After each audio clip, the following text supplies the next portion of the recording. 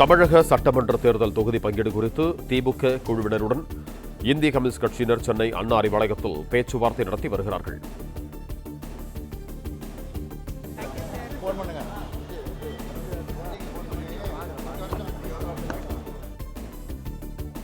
இது தொடர்பான கூடுதல் விவரங்களோடு இணைக்கிறார் எமது செய்தியாளர் மாணிக்கம். வணக்கம் மாணிக்கம், உங்களிடம் இருக்கும் தகவல்கள் சொல்லுங்கள்.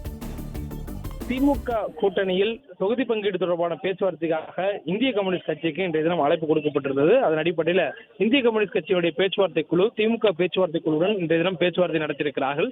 கடந்த முறை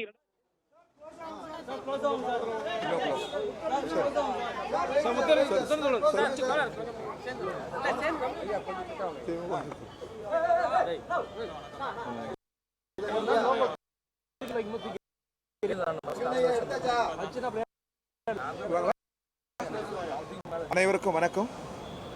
இந்திய கம்யூனிஸ்ட் கட்சியின் சார்பில் பேச்சுவார்த்தை குழு, நான், தோழர் முத்தரசன், தோழர் சுப்பராயன், தோழர் பழனிசாமி ஆகிய நால்வரும் திமுக தலைமையிலான பேச்சுவார்த்தை குழுவுடன் இன்று நாங்கள் பேச்சுவார்த்தையில் கலந்து கொண்டோம்.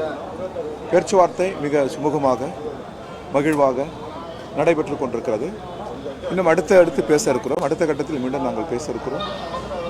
அதே போன்று தமிழ்நாட்டை இன்றைக்கு சூழ்ந்திருக்கிற வகுப்புவாத சக்திகள், பிஜேபி, RSS கருத்தியல், தமிழ்நாட்டினுடைய ஒற்றுமையை, ஒருமைப்பாட்டை, அதன் கூட்டி செவி சிதைக்கிற அந்த கருத்தியலை முறியடிக்கவும், வருகிற சட்டமன்ற தேர்தலில் அதிமுக, பிஜேபி தலைமையான கூட்டணியை முறியடிக்கவும் ஆழமான பல்வேறு திசைகளில் நாங்கள் விவாதங்களை துவக்கி நடத்தி கொண்டிருக்கிறோம்.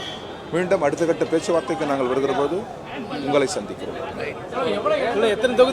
அது அடுத்த கட்டம் கூடுதலாக கேட்டிருக்கோமா? எத்தனை தொகுதி விருப்பப்பட்டியல் கொடுத்திருக்கோம்? விருப்பப்பட்டியல் எண்ணிக்கை முதலில் இந்த எண்ணிக்கை சம்பந்தமான பேச்சுவார்த்தை தொடர்கிறது.